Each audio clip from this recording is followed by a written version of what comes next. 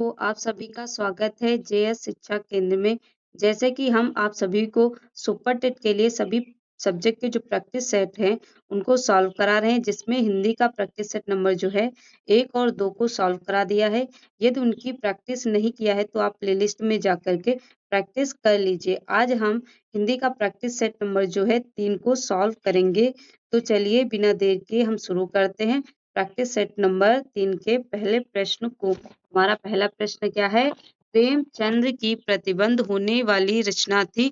तो जो सोजे वतन है, ये प्रेमचंद्र की क्या है? प्रतिबंध होने वाली जो है वो रचना है। तो इसके हम सभी क्वेश्चन को मतलब कुछ प्रेमचंद्र जी की और भी उपन्यास है, उनको जान लेते हैं। तो प्रेमचंद्र जी का एक प्रेमा उपन्यास है और एक सेवा सदन है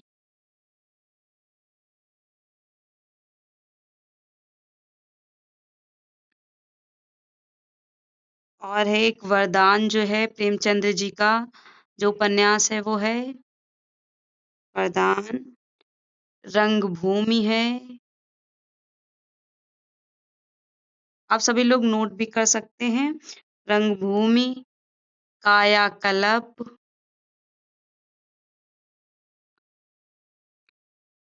निर्मला,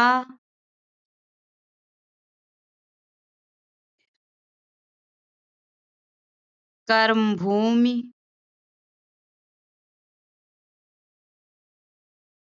गोदान, ये सभी प्रेमचंद जी के क्या हैं? उपन्यास हैं। तो आप सभी इनको याद रखिएगा। चलिए दूसरा क्वेश्चन देख लेते हैं। इनमें से मधुशाला के रचनाकार कौन है? तो इसमें से मधुशाला के रचनाकार जो हैं हरिवंश राय बच्चन जी हैं। और माखनलाल चतुर्वेदी जी की कुछ रचनाएं देख लेते हैं हम। हिम तरंगिणी जो है वो माखनलाल चतुर्वेदी जी की जो है वो रचना है। और एक है माखनलाल चतुर्वेदी जी की युग चरण। ये बहुत ही महत्वपूर्ण रचनाएं हैं, तो आप इनको याद रखिएगा। युग चरण है। रामधारी सिंह दिनकर जी की जो रचनाएं हैं वो है एक रश्मि रथी है। ये भी बहुत ज्यादा पूछी जाती है पेपर में। रश्मि रथी है। दूसरा कुरुक्षेत्र है।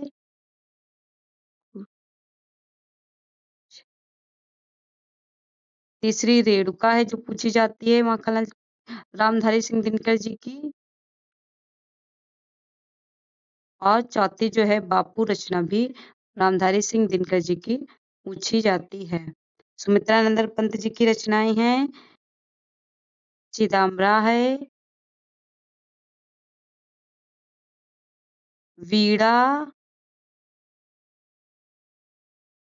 और ग्राम्या है।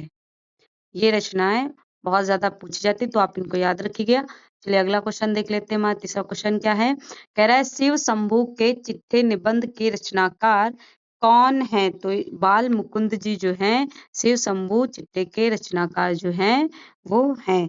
चलिए अगला क्वेश्चन अपना देख लेते हैं क्या है हमारा।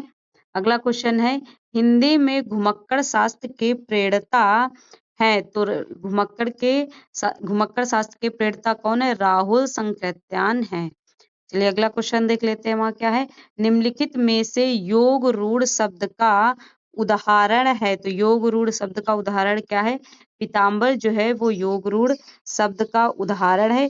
योग रूढ़ क्या होता है इसे समझ लेते हैं हम। जो शब्द क्या होते हैं अन्य शब्दों के योग से बनते हैं, परंतु एक विशेष अर्थ के लिए क्या होता है? एक विशेष अर्थ के लिए रूढ़ हो जाते हैं। उन्हें हम क्या कहते हैं? विशेष अर्थ के लिए क्या होते? प्रसिद्ध होते हैं या रूढ़ हो जाते हैं, उन्हें हम योग रूढ़ शब्द कहते हैं। तो हमारा इसका सही आंसर क्या हो जाएगा? पीताम्बर। पीताम्बर किसके लिए यूज होता है? ये किस शब्द के लिए योग रूढ़ हो जाएगा? भगवान कृष्ण के लिए जो है ये शब्द यूज किया जाता है। बाकी सभी ऑप्शन को देख लेते हैं।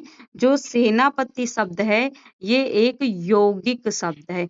यौगिक शब्द क्या होता है? जो दो शब्दों के योग से बनता है उसे हम यौगिक शब्द कहते हैं। आदमी जो शब्द है ये रूढ़ शब्द है, क्योंकि इसके खंड करने पर जो है इसके अर्थ जो है नहीं निकलेंगे। चौथा ऑप्शन देख लेते। अपमान शब्द क्या है? ये भी एक यौगिक शब्द है। यौगिक शब्द है। छठा क्वेश्चन देख लेते हैं, वहाँ क्या है? निम्नलिखित प्रश्नों में से 4 विकल्पों में से दिए गए शब्द के विपरीत अर्थ वाला विकल्प चुनिए। इसमें विपरीत अर्थ शब्द पूछ रहा है, कह रहा है अमावस्या का जो है विपरीत अर्थ क्या होगा? तो अमावस्या का जो है पूर्णिमा हो जाएगा इसका सही आंसर। और एकादशी का क्या हो जाएगा हमारा जो है विपरीत अर्थ? तो चंद्रमास हो जाएगा। एकादशी का क्या हो जाएगा? चंद्रमास हो जाएगा। तेरस का क्या हो जाएगा विपरीत अर्थ? तेरस का हो जाएगा पखवाड़े। तेरस का पखवाड़े हो जाएगा। और चतुर्थी का हमारा जो है हो जाएगा चंद्रमास। चतुर्थी का भी हमारा क्या हो जाएगा? चंद्रमास की किसी पक्ष की चौथी तिथि को कहते हैं। चंद्रमास हो जाएगा हमारा।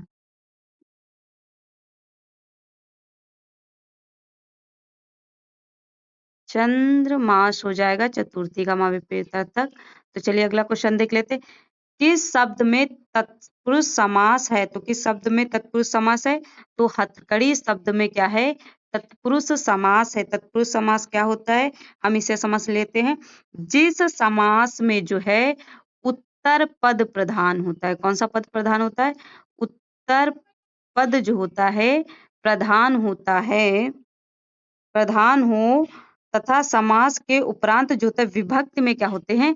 जो कारक चिन्ह होते हैं, कारक चिन्हों का क्या होता है? लोप होता है। मतलब कारक चिन्ह जो होते हैं वो छुपे हुए होते हैं, उन्हें हम क्या कहते हैं?